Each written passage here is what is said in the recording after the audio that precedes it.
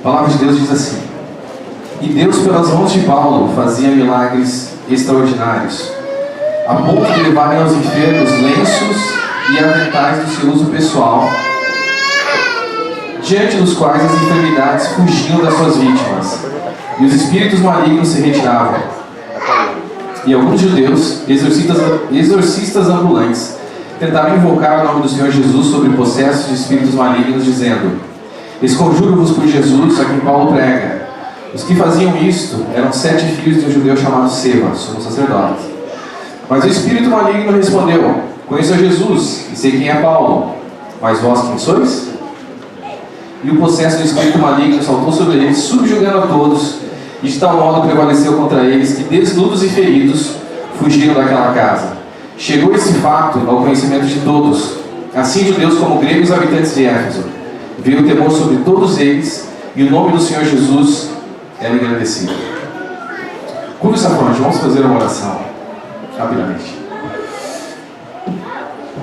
Paizinho querido, muito obrigado, Senhor, porque nós sabemos que toda boa dádiva, todo dom perfeito vem de Ti. O Senhor que é o Pai das luzes, em que não há qualquer mudança nem sombra de variação, Pai.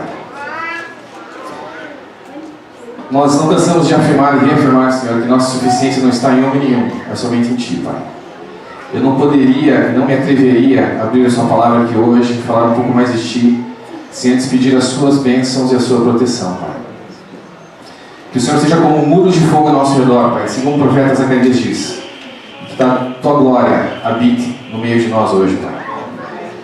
Que o Senhor continue nos transformando através da renovação da nossa mente, Pai.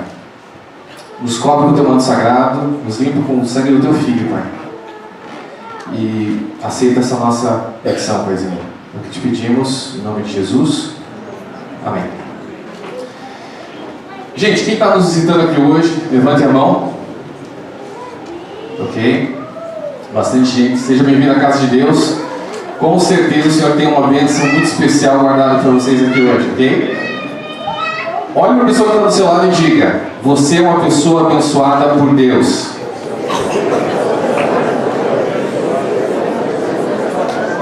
Agora olhe para a pessoa que está do seu outro lado e diga assim: o Senhor tem uma bênção especial para você aqui hoje.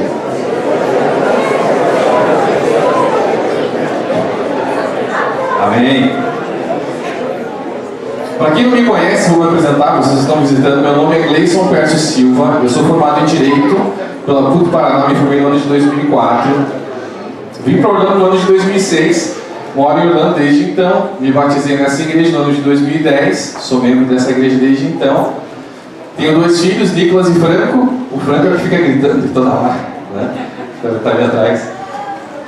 E sou casado com a mulher da minha vida, Malvita, está ali atrás, né? Por uma coincidência, por uma jesuicidência, né? Minha família também está me visitando do Brasil aqui hoje. Um tchauzinho.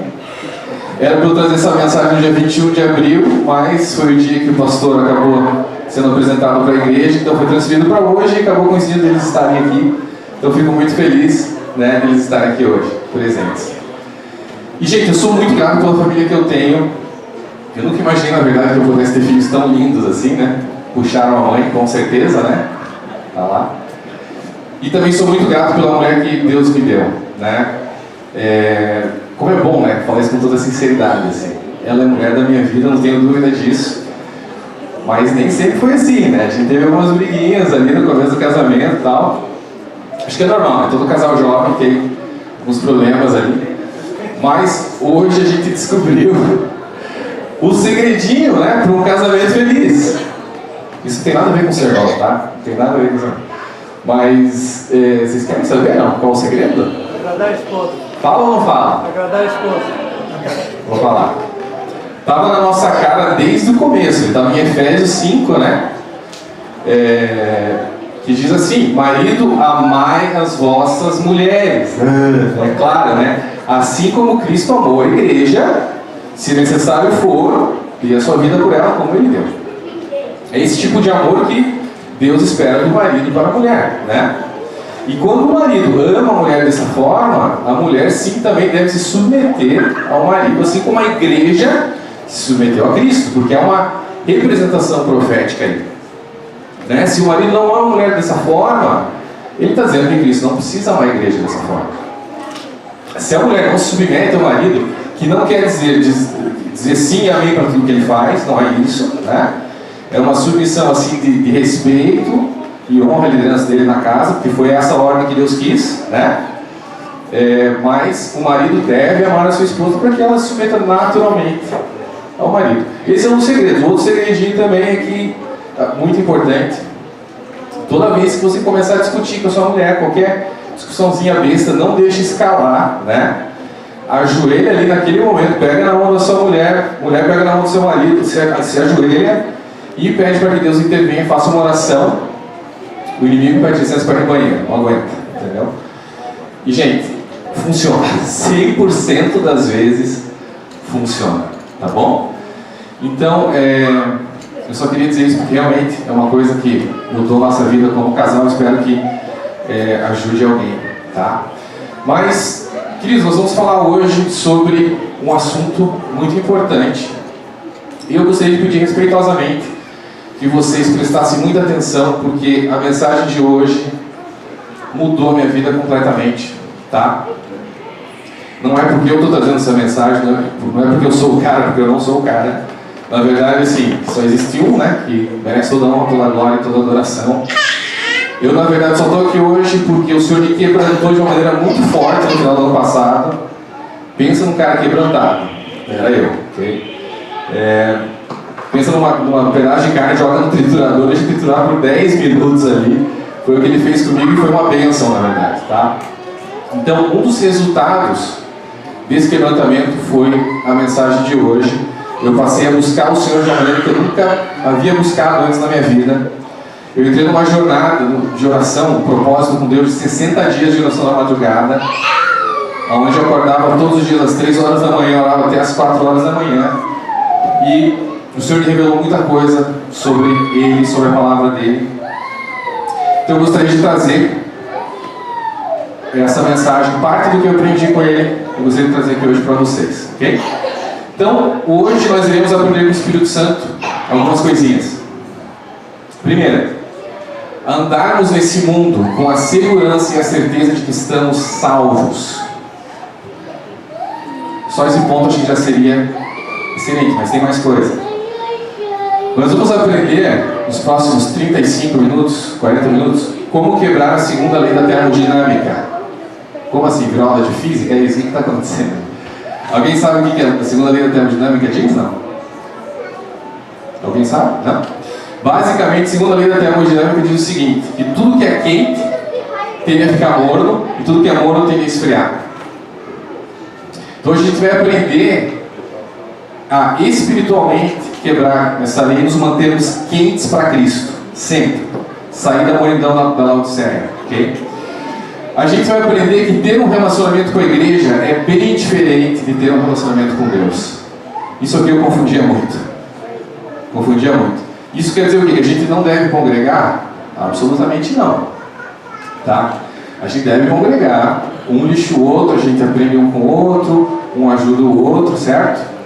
Nós temos nosso alimento espiritual aqui também, apesar de que nosso alimento espiritual que a gente recebe aqui nos sábados deve ser no máximo 5% do nosso alimento espiritual, né, da semana.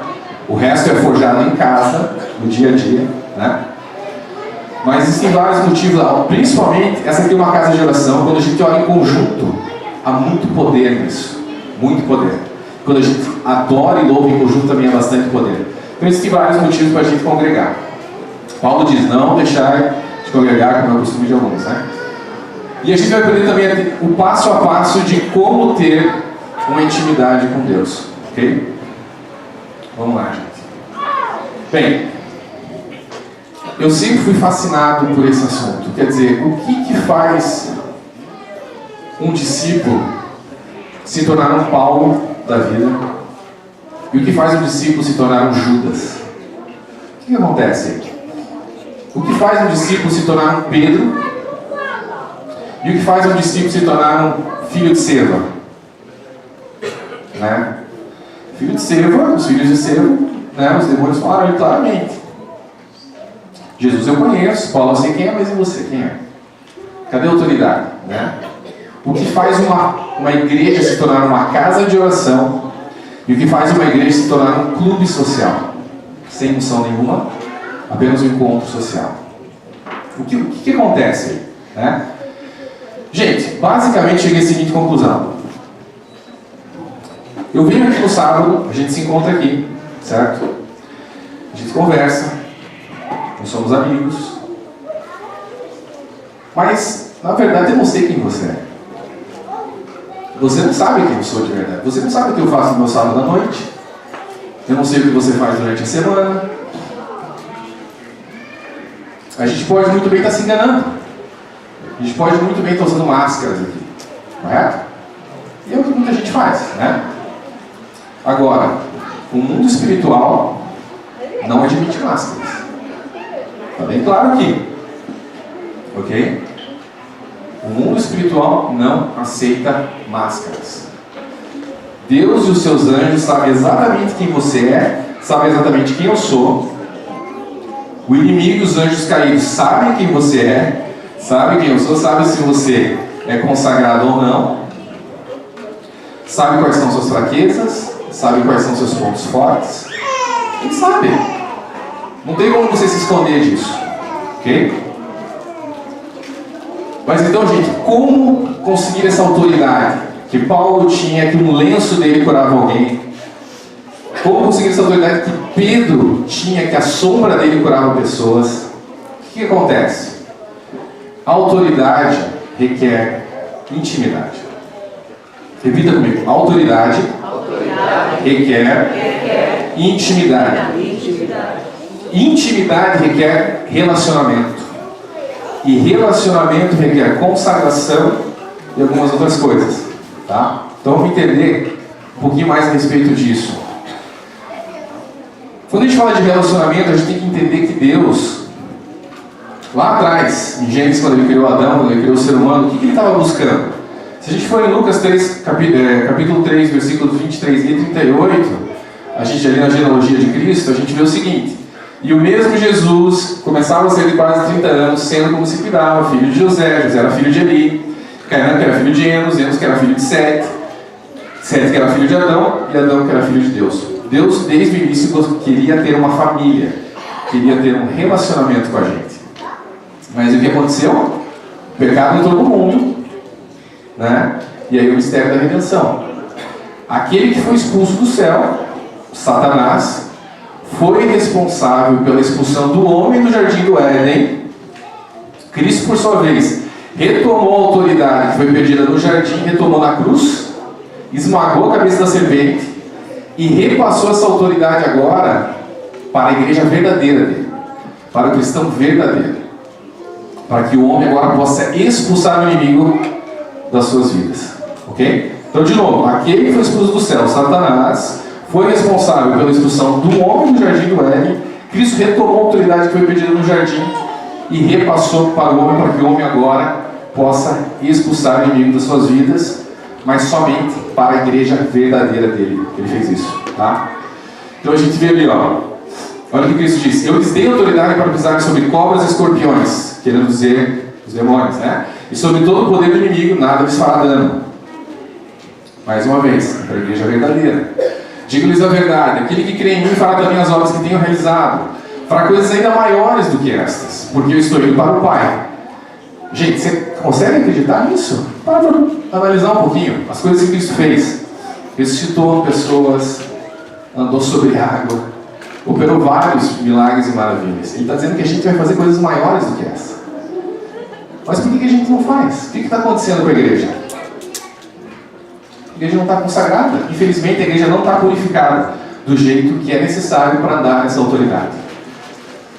Outra coisa importante: Cristo, quando andou nessa terra, ele não utilizou o poder dele como Deus. Ele utilizou o poder do Espírito Santo. Muita gente confunde isso. Olha o que diz ali: sabem também como Deus derramou o Espírito Santo sobre Jesus de Nazaré e lhe deu poder. Jesus andou por toda parte fazendo bem, curando todos os que eram dominados pelo diabo, porque Deus estava com ele.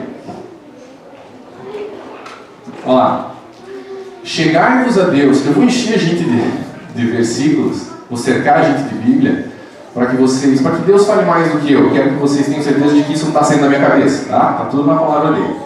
Chegar-vos a Deus, e ele se chegará a vós, limpai as mãos, pecadores, e vós de duplo ânimo, purificar os corações. Nós temos que chegar puros para Deus, ok? Então, gente, eu gosto de vários tipos de sermão, mas hoje eu queria trazer um sermão para vocês prático. Aquele que você pode ouvir e colocar na prática. Porque primeiro a gente não tem muito mais tempo, né? A gente está no fim dos tempos, não tem tempo para brincar. Então, assim, vamos colocar na prática. Hebreus 5,14 diz o quê? O alimento sólido é para aqueles que pela prática,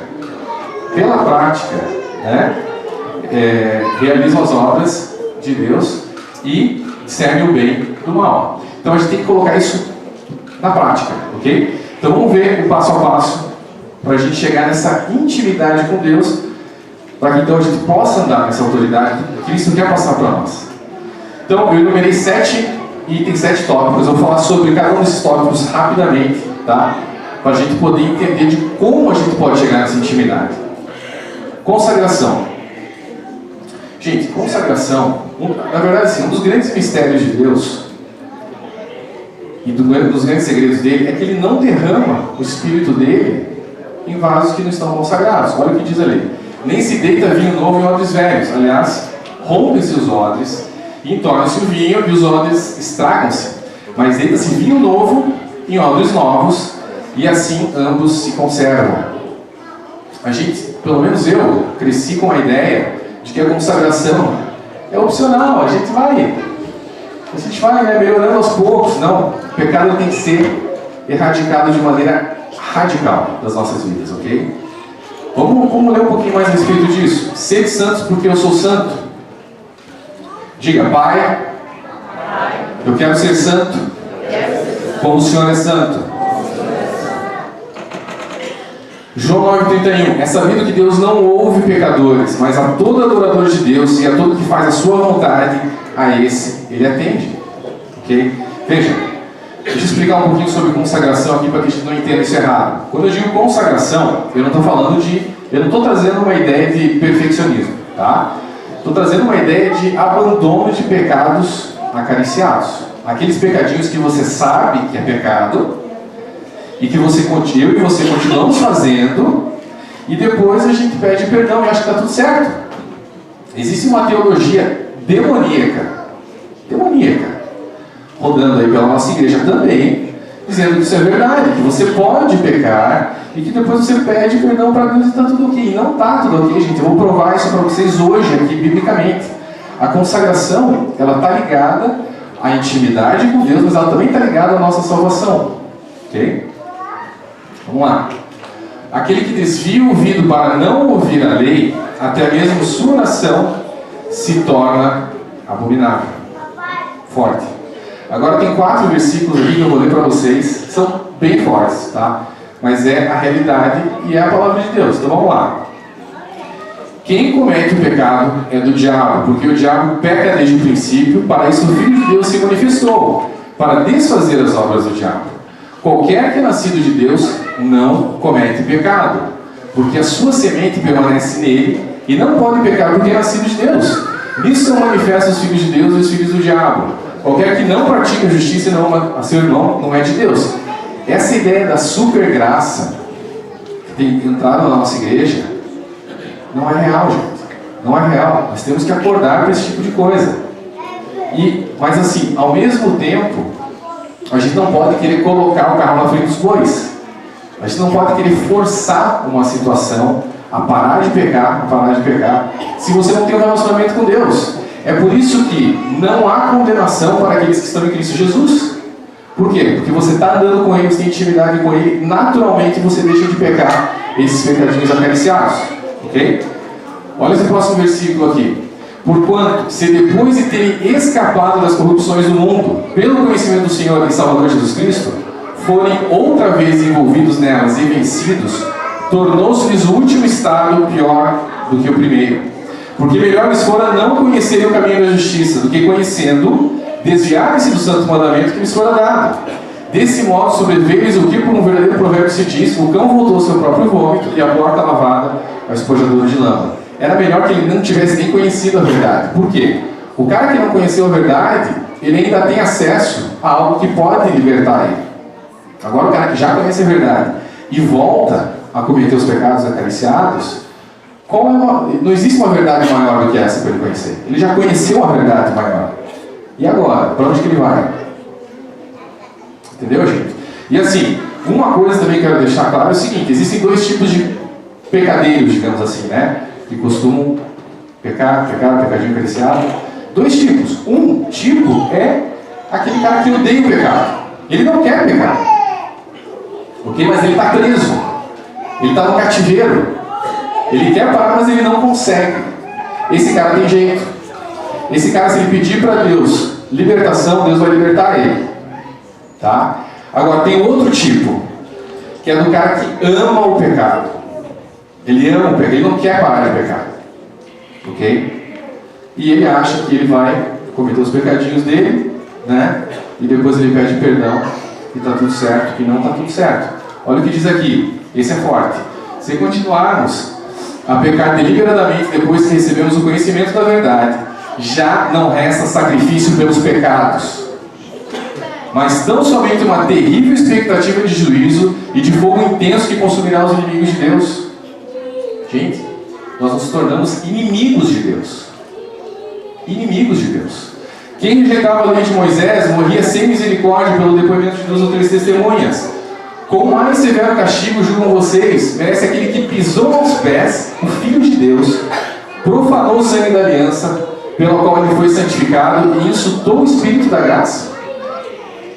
Pois conhecemos aquele que disse: a mim pertence a vingança, eu retribuirei. E outra vez, o Senhor julgará o seu povo. Ele está falando do seu povo, não é gente de fora. Terrível coisa é cair nas mãos do Deus vivo. Não queira cair nas mãos do Deus vivo, gente. Não queira, ok? Olha lá. Ora, para aqueles que uma vez foram iluminados, provaram o dom celestial, tornaram-se participantes do Espírito Santo, experimentaram a bondade da palavra de Deus e os poderes da era que há de vir, e caíram, é impossível que sejam reconduzidos ao arrependimento, pois para si mesmos estão crucificando de novo o Filho de Deus, sujeitando-o à desonra pública. A gente está crucificando a Cristo de novo, gente. Pois a terra que absorve a chuva, que cai frequentemente, dá colheita proveitosa, aqueles que a cultivam recebem a bênção de Deus. Mas a terra que produz espinhos e ervas daninhas é inútil e logo será amaldiçoada. Seu fim é ser queimada. Eu tenho uma pergunta. Se essa teologia que estão falando por aí, da supergraça, é verdadeira, então qual é a diferença entre nós e o pessoal que está fora da igreja? Simplesmente você pede perdão e está tudo ok? As atitudes continuam iguais? Qual é a diferença? Qual é a diferença de... Nós gostamos de criticar um pouco os católicos, né, que fazem uma reza, 5 Ave Marias, 10 Pai Nosso. É a mesma coisa. É a mesma coisa. Ok? Então, gente, existe... Eu falei que esse sermão seria um sermão prático, né? Então, eu queria falar um negócio hoje aqui, vocês sabem, eu tenho muito temor a Deus e estou trazendo isso aqui para vocês hoje porque é algo muito importante, está dizimando a nossa igreja, ok? É uma arma silenciosa de Satanás e ele está destruindo com famílias. Eu diria que talvez seja o problema número 1 hoje, dentro do corpo de Cristo, ok? Gente, vou trazer uma estatística para vocês agora. Mais de 50% dos homens da igreja, não é de fora, de dentro da igreja, são viciados em pornografia. Viciados em pornografia. Olha o tamanho desse problema. Eu, porém, vos digo que qualquer que atentar numa mulher para cobiçar, já em seu coração cometeu adultério com ela. A gente tem que entender, gente, que na época de Moisés, a lei mosaica, para você adulterar, você tinha que cometer o ato. Para você ser condenado, você tinha que ser pego no ato por 2 ou 3 testemunhas, e aí, então você era apedrejado. Ok? Depois que Cristo veio, a coisa mudou. Agora os mandamentos são espirituais. Ok? Além de você não cometer o ato, você também deve guardar seu coração. Pornografia é adultério. Vamos entender isso, gente. É adultério. Ok? Olha o que diz ali, 1 Coríntios 6,10. Não erreis, nem os devassos, nem os idólatras, nem os adúlteros, nem os efeminados, nem os sodomitas, Nem os ladrões, nem os avarentos, nem os bêbados, nem os maldizentes, nem os roubadores herdarão o reino de Deus. E olha o tamanho desse problema, porque quando o marido está nesse pecado, ele tira a cobertura espiritual da casa dele, ele tira a cobertura espiritual da sua esposa, dos seus filhos, e o diabo sapateia na cara de todo mundo. Porque o marido dá essa brecha, ele é o sacerdote da casa, e quando ele abre essa brecha, o inimigo entra e arrebenta. Então, gente, não adianta a gente chegar aqui e não falar sobre essas coisas por um tabu ou sei lá o quê, e ver a igreja sendo destruída, tá? Por causa disso, e muita gente vai se perder por causa disso. Então, eu vou dar uma dica para vocês, porque hoje em dia existe um aplicativo chamado WhatsApp, né? Todo mundo conhece, é uma bênção para algumas coisas, mas pode ser uma maldição também para algumas coisas, como toda tecnologia, né? Se a gente não souber usar. E nesse WhatsApp existem grupos que são formados ali com amigos de infância, etc e tal. Tem muita gente que não é cristão ali. E o pessoal começa a jogar esses vídeos para você, que está dentro da igreja. Ok? Isso é algo, hoje em dia, normal. Vamos falar sobre isso. Vamos trazer o assunto para a gente poder resolver. O que aconteceu comigo várias vezes isso? O que eu fiz? Responde assim para a pessoa, fala, amigo, eu estou orando por você. Vou orar por você. Geralmente isso funciona, mas se não funcionar, fala o seguinte para ele. Com todo respeito, meu irmão, pare de me mandar esse tipo de vídeo. Senão eu vou te bloquear. Ok? E se o cara não parar, você desfaz a amizade, porque o cara vai ter um amigo. Certo? Você acha que ele é teu amigo fazendo isso? E se joga no grupo, você sai do grupo. Fala, gente, vocês vão parar com isso, eu vou sair do grupo. Porque eu não vou perder minha salvação por causa de vocês.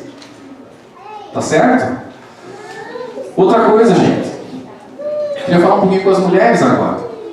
Aí ele está dizendo também que nem os maldizentes. Tá? Os homens também fofocam, né? Falam mal, etc.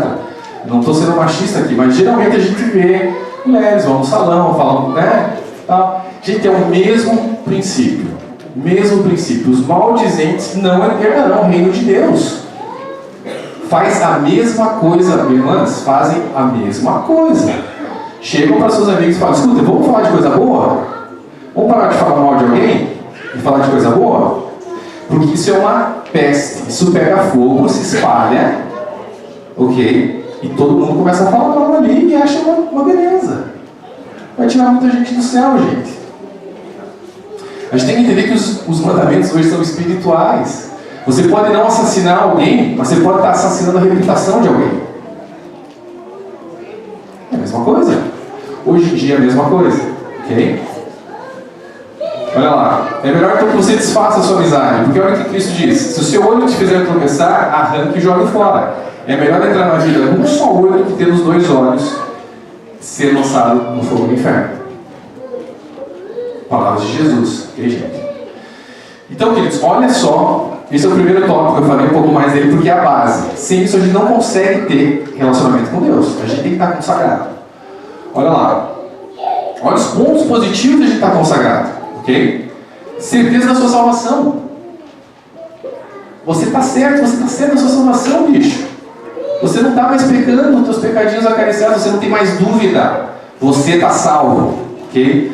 Andarmos com segurança no mundo espiritual, não há abertura para o inimigo. O inimigo não entra mais na sua casa, não entra mais na sua vida. Você não está dando brecha para ele. Então agora você sabe que se alguma coisa ruim aconteceu com você, é porque Deus quis e porque tem um propósito para isso.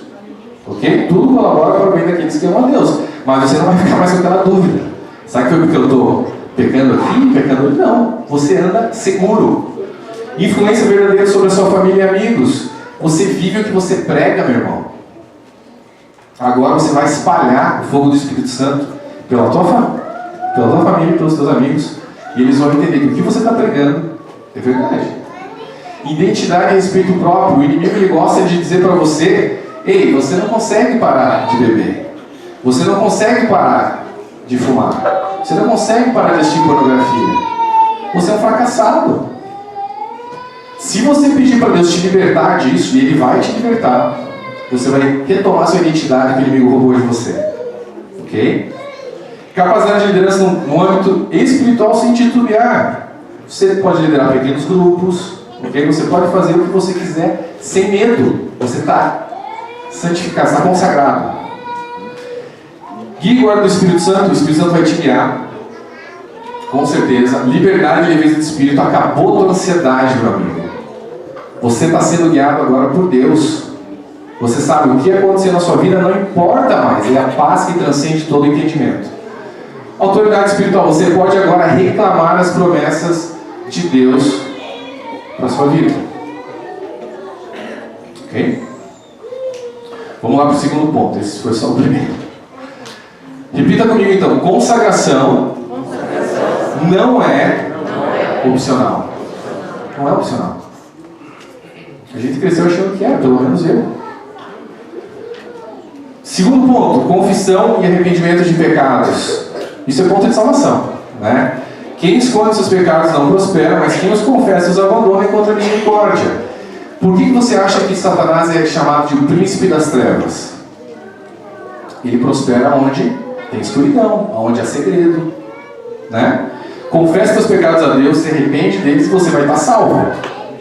Quando nós fizemos isso verticalmente, nós garantimos a nossa salvação, porque você está pedindo perdão pelos seus pecados e você vai deixar de pecar. Agora, olha o que Tiago diz, Tiago 5,16. Confessai os vossos pecados, olha que interessante isso, uns aos outros, e orai uns pelos outros para seres curados. A oração do justo tem grande eficácia. Gente, Deus é tão sábio que Ele já sabia que nós teríamos doenças psicossomáticas. Muitas vezes nós guardamos uma culpa dentro de nós por algo que a gente fez, mas quando você confessa isso para um ser humano, para uma outra pessoa, você é curado. Você não desenvolve, sei lá, tem muita gente que desenvolve câncer por causa disso, depressão, bipolaridade. Claro, nem toda depressão e bipolaridade é por causa disso, mas pode ser sim. Quando você guarda aquela culpa dentro de você e não se abre para alguém, você fica doente. Ok? Então Deus já sabia disso, Ele falou: confessar os pecados uns aos outros para seres curados. Se você tem um amigo de confiança, puxa ele, conversa com ele. O teu cônjuge, talvez, né? Se você não tem ninguém que tem vergonha, contrata um psicólogo cristão, cara, 3 dias, 3 sessões, rasga, fala tudo. Você vai ser um peso, vai ser um prédio nas suas costas. Entendeu? E você não vai ter esse tipo mais de doença causada pelas doenças psicossomáticas, né? Olha o que Davi diz aqui: enquanto eu mantinha escondidos os meus pecados, o meu corpo definhava de tanto gemer, pois dia e noite a tua mão pesava sobre mim, minhas forças foram se esgotando como em tempo de seca. Então reconheci diante de ti o meu pecado, e não encobri as minhas culpas. Eu disse: confessarei as minhas transgressões ao Senhor, e tu perdoaste a culpa do meu pecado. Gente, Davi era tão transparente, por isso que Deus amava tanto ele, né? Ele não só confessava os pecados dele a Deus, mas ele confessava também a Natã. E além disso, ele escreveu salmos a respeito dos pecados dele. A gente até hoje lê a respeito dos pecados de Davi. Ele era extremamente transparente. Outro ponto: liberação de perdão. Outro ponto de salvação. E muito difícil de ser feito. Tem muita gente que guarda um rancor, tá? Mas a gente não sabe que isso aqui vai tirar muita gente do céu também. Olha o que diz ali, que Jesus diz: e quando estiverem orando, se tiverem alguma coisa contra alguém, perdoem-no, para que também o Pai Celestial perdoe os seus pecados. Mas se vocês não perdoarem, também o seu Pai que está nos céus, não perdoará os seus pecados. A não ser que você seja perfeito, é melhor você liberar esse perdão aí. Senão, o Pai também não vai te perdoar. Ok? Olha ali a história de Estevão. Isso aqui é lindo. E apedrejaram Estevão, que em invocação dizia: Senhor Jesus, recebe o meu espírito. E pondo-se de joelhos, clamou com grande voz: Senhor, não lhes impute esse pecado. E tendo dito isso, adormeceu. E também Saulo consentiu na morte dele. Estevão, enquanto era assassinado, estava perdoando aqueles que estavam apedrejando. Quando ele fez isso, primeiro ele mostrou um nível espiritual altíssimo, né? Comparado de Cristo ali. Cristo também fez isso. Segundo, ele liberou algo no destino de Saulo. Alguns teólogos dizem que Paulo deu sequência no ministério de Estevão. Então, quando você libera perdão, além de você garantir sua salvação e também guardar rancor, também pode te causar doenças, a gente sabe disso, câncer e tudo mais. Ele liberou o perdão para Paulo, e Paulo também teve o seu destino desbloqueado, porque Deus não imputou esse pecado a Paulo, e Paulo acabou sendo o maior evangelista de todos os tempos, né? Gente, estudo da palavra. Jesus respondeu: está escrito, nem só de pão viverá o homem, mas de toda a palavra que procede da boca de Deus. A gente tem que comer a palavra, comer mesmo, a gente tem que colocar ela dentro da gente de uma forma que naturalmente você vai estar pensando nela, você vai estar falando sobre ela, né? A palavra realmente, aliás, a gente vai falar sobre jejum daqui a pouco, mas às vezes quando a gente faz jejum e constantemente lê a palavra durante o jejum, você não sente fome. É algo que você pode levar até literalmente, tá? Se você realmente está ali estudando a palavra, você não sente fome. Então, próximo versículo: tomai também o capacete da salvação e a espada do Espírito, que é a palavra de Deus. A nossa arma de ataque no mundo espiritual é a palavra de Deus. Quando Cristo estava no deserto, sendo tentado pelo inimigo, ele sempre respondia com a palavra de Deus. Ele sempre respondia com a palavra. E outra coisa, quando você começar a ter um relacionamento mais íntimo com Deus, se você já não tem, no começo você vai começar a ouvir a voz do Espírito Santo. Mas você não vai saber, se fica meio confuso. Será que é coisa da minha cabeça? Ou será que é o Espírito Santo que está falando comigo? Não sei. Para você ter certeza, você tem que conhecer a palavra de Deus. A palavra de Deus é nosso porto seguro.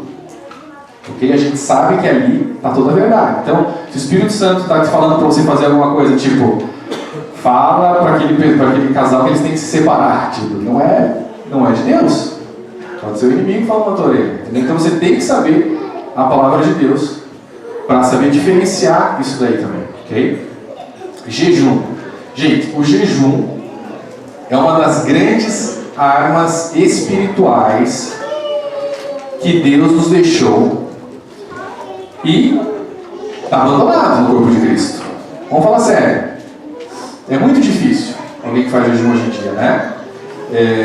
E é uma pena, porque é uma arma poderosíssima que a gente está deixando de lado. A gente não está utilizando, tá? Talvez por falta de informação. O povo perece por falta de conhecimento. Então vamos falar sobre o jejum, tá? O jejum, gente, ele libera unção, favor e bênção na sua vida. Quando você desobstrui o seu corpo de alimento, você fica mais sensível no espírito e você consegue escutar o Espírito Santo melhor falando com você. Ok? A gente tem várias passagens na Bíblia que falam sobre isso. Olha isso aqui.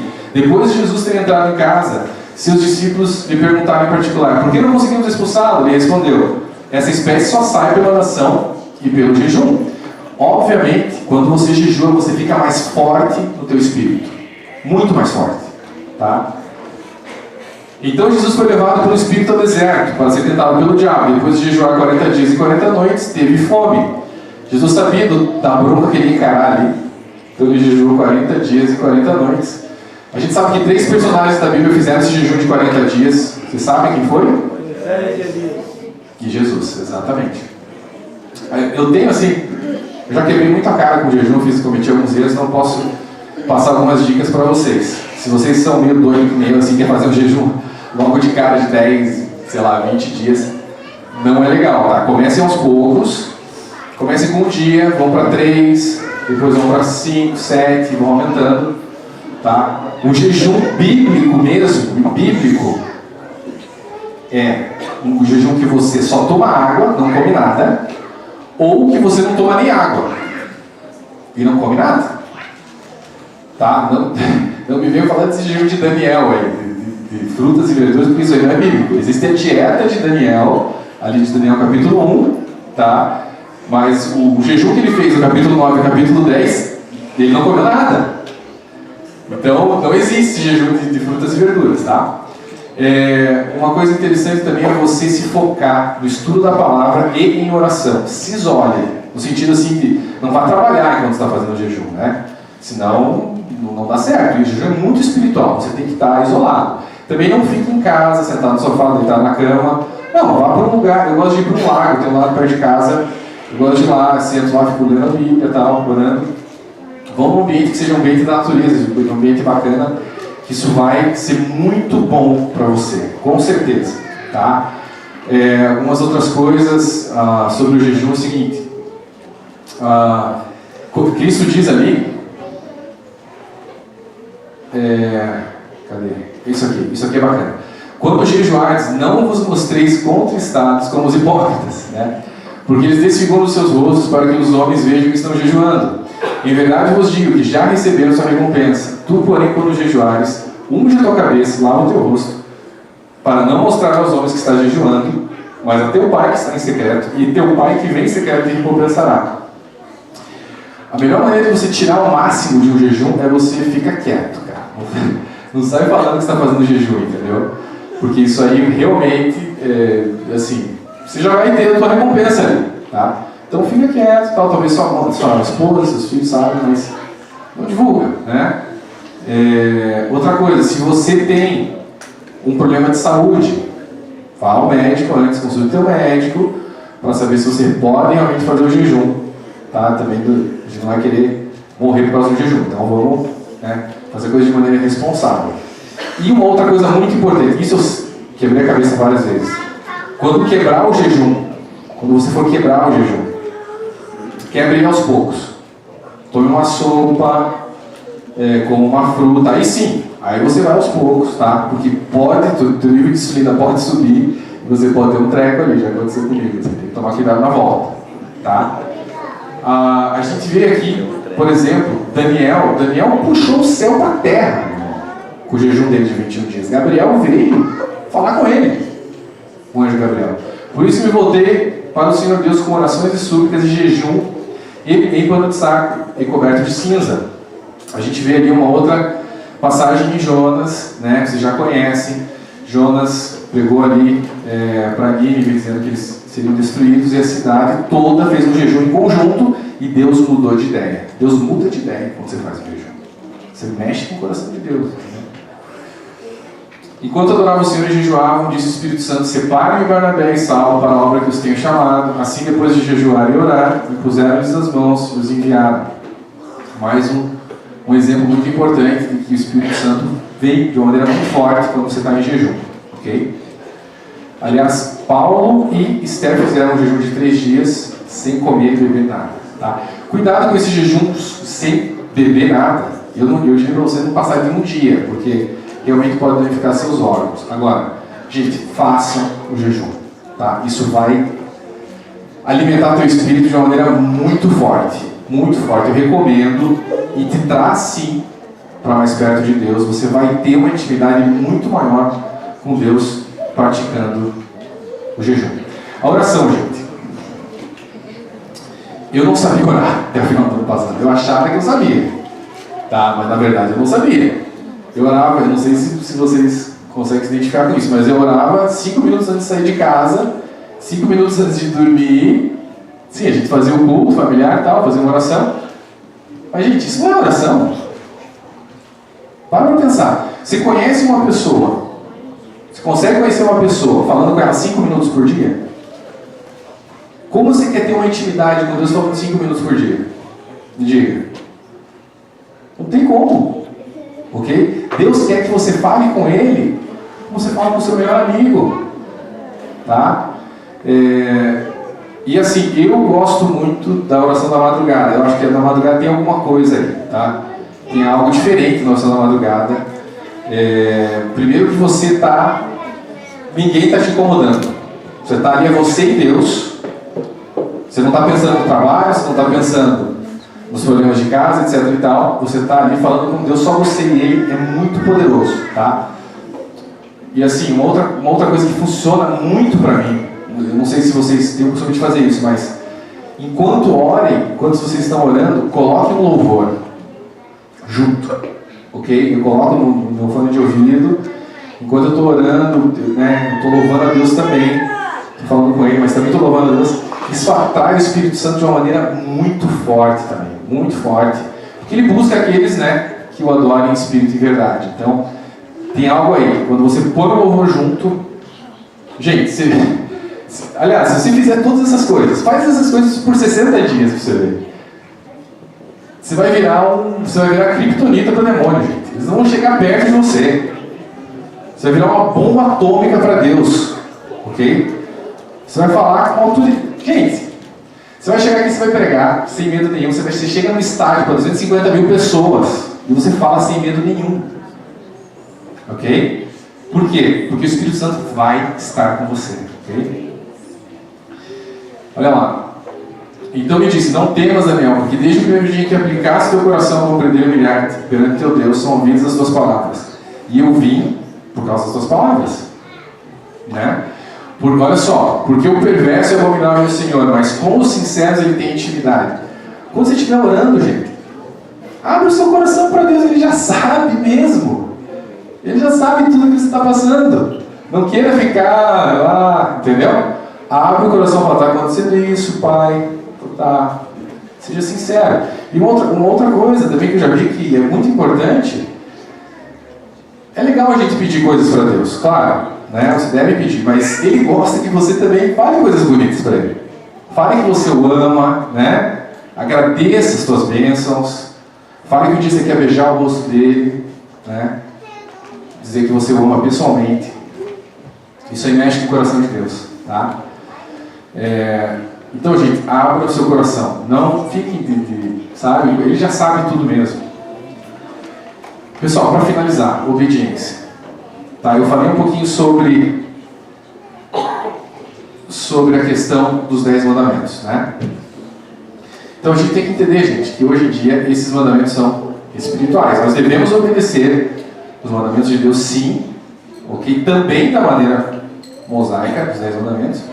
Por exemplo, o sábado, nós guardamos o sábado, certinho, sexta-feira, até sábado, né, pôr do sol.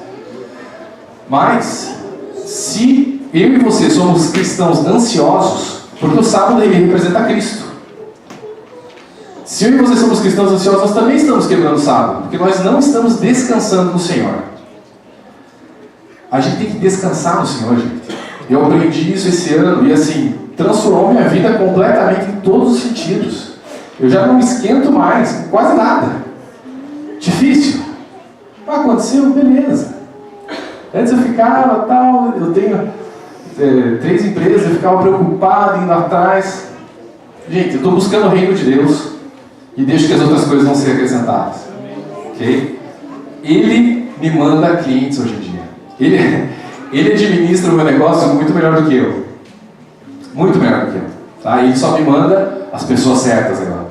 Quando eu corri atrás, era o meu esforço, era bem pior, tá?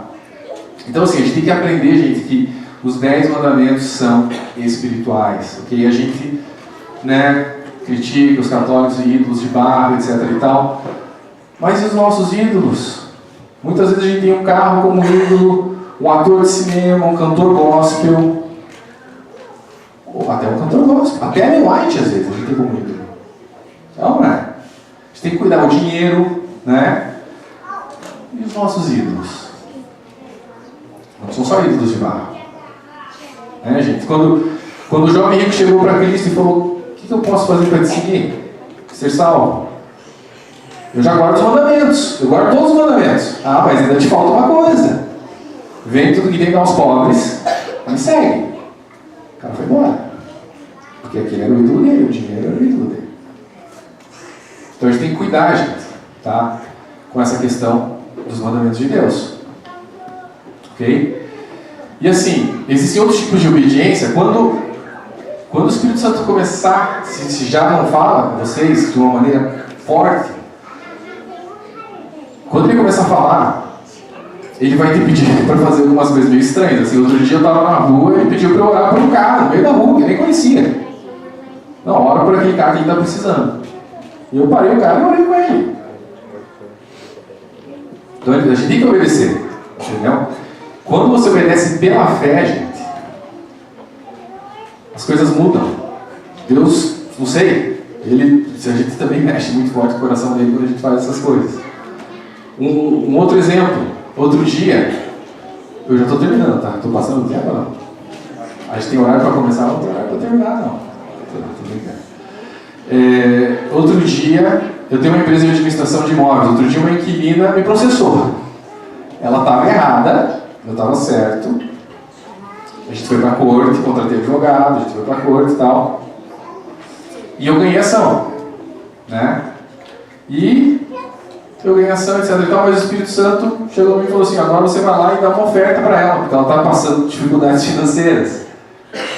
Você abençoa ela agora, mesmo ela estando errada. E eu obedeci, entendeu? Fui lá, a mulher me deu muita dor de cabeça, me fez gastar dinheiro com o advogado, mas ali literalmente eu entendi o que é abençoar o teu inimigo, sabe? Então assim, a gente tem que obedecer, gente, tá? E para finalizar, nós sabemos que o mundo vive uma ilusão, a gente sabe disso, né? As pessoas que não têm a Cristo, eles vivem uma ilusão. Trabalham, ganham dinheiro, pagam suas contas e morrem, né? Ou então querem ser um pouco melhor do que o outro, o ego, tal, e acabou ali. Agora, uma ilusão ainda maior é quem está dentro da igreja achando que vai se salvar sem estar consagrado, gente. Isso é muito importante, tá? Essa é uma ilusão muito forte, porque a ilusão lá de fora é a ilusão que o inimigo coloca. Agora, a ilusão de dentro da igreja muitas vezes é Deus que coloca. Eu vou provar isso aqui para você, olha só. Mas aqueles que preferem escolher os seus próprios caminhos, deleitando-se nos seus pecados, são amaldiçoados. Deus não aceitará suas oferendas. Quando uma pessoa sacrificar um boi sobre o altar de Deus, o altar de Deus, então é um cristão, certo? É um povo de Deus aqui. Isso terá para mim o mesmo significado e gravidade que assassinar um homem. Se sacrificar um cordeiro ou se trouxer uma oferta de cereais, será tão repugnante para Deus como trazer um cão ou sangue de porco para o altar. Quando lhe queimar incenso, será absolutamente o mesmo que prestar culto a um ídolo. Mandar-lhes grandes tribulações, tudo aquilo que eles precisamente receiam, visto que quando chamei por eles, recusaram responder-me. E quando lhes dirigi a minha palavra, não quiseram ouvir. E até fizeram mal na minha própria presença e optaram por aquelas coisas que eles sabiam bem que eu abominava.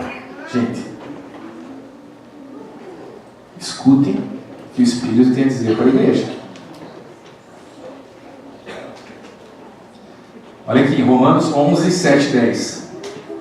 Pois que o que Israel busca, isso não alcançou, mas os eleitos alcançaram, e os outros foram endurecidos.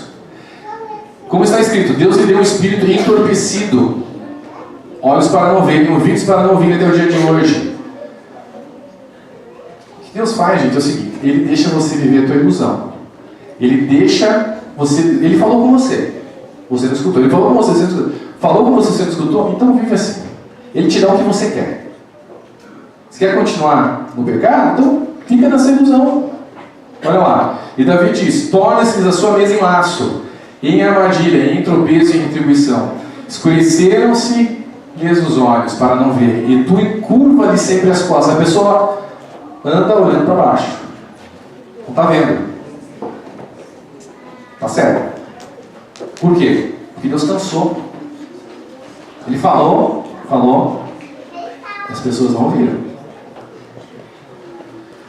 Mas a boa notícia, gente, é que há uma saída para isso. Há uma saída para isso.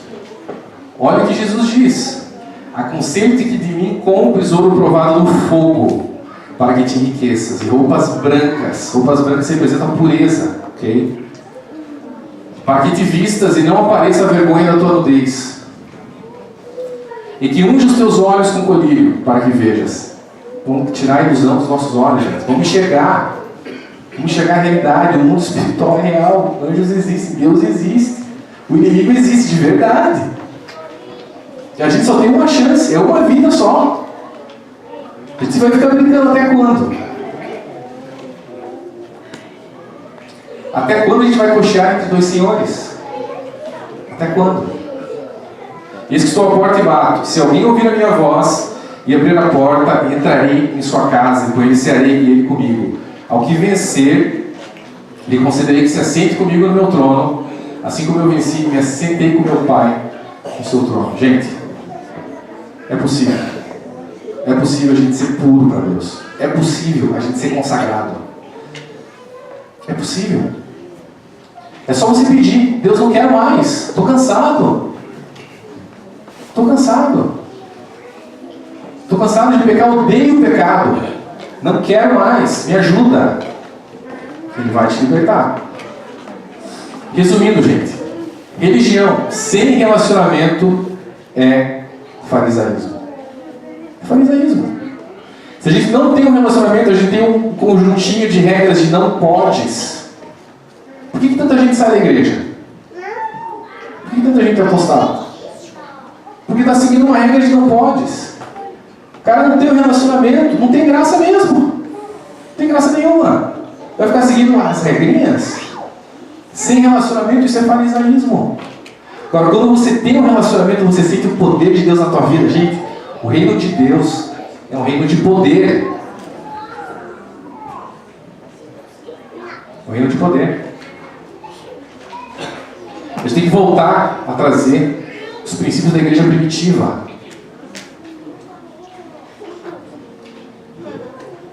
Pessoas eram curadas, demônios eram expulsos e milagres eram realizados. É possível. É possível. Eu queria orar com você agora. Vamos se ajoelhar? Eu vou orar com você. E a gente vai, 3 desses pontos a gente vai matar aqui hoje. Oração, arrependimento e confissão de pecados e liberação de perdão. Ok? Orem onde vocês estão por 3 minutinhos. Depois eu vou fazer uma oração intercessória e a gente vai finalizar. Vem? Vamos lá.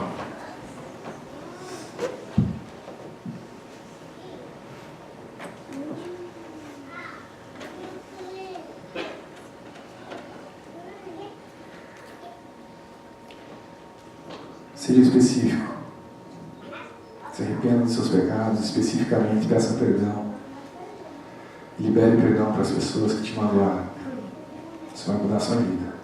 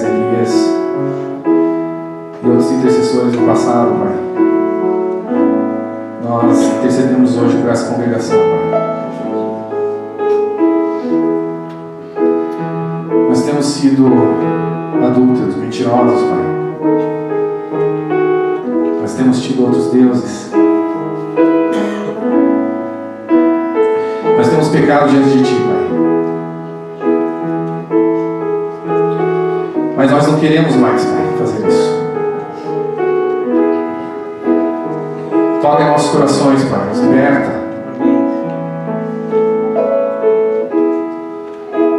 Nos liberta, Pai, desse pecadinho acariciado que a gente tanto ama, Pai. Nos liberta, Pai.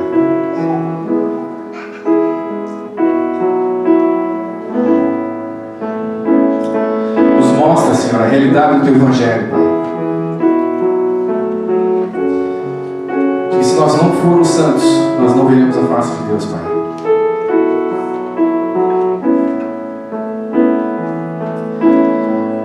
Libera a unção sobre essa igreja, Pai.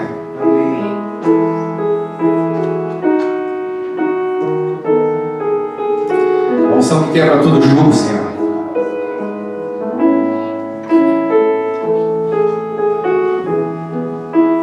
Nós invocamos as Tuas promessas, Pai. Como Isaías o Senhor veio para libertar os cativos, Senhor. Amém.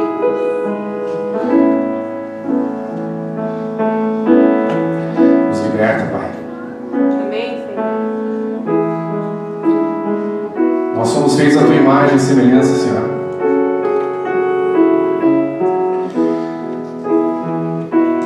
Queremos ser santos, Pai, como Tu és santo.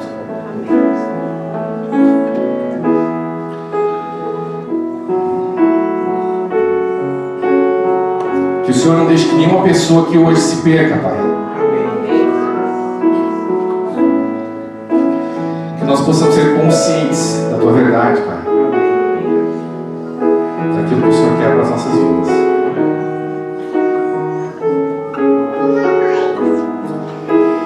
Senhor, nós também liberamos perdão para qualquer pessoa que nos magoou no passado, Pai.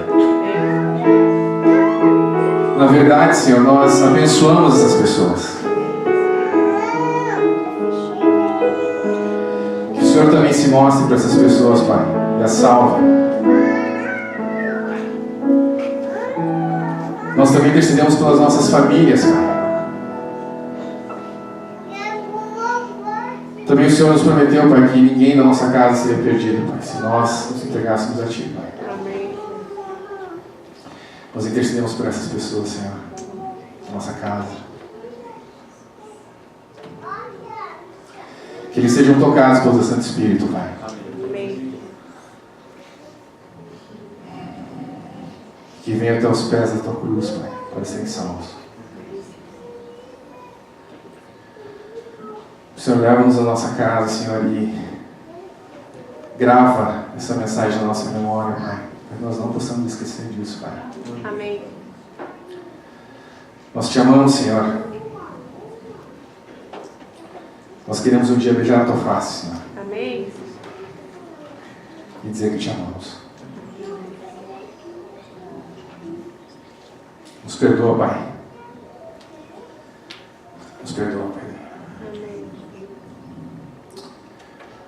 É o que Te pedimos, Senhor Jesus. Em nome do nosso Senhor Jesus Cristo. Amém. Amém.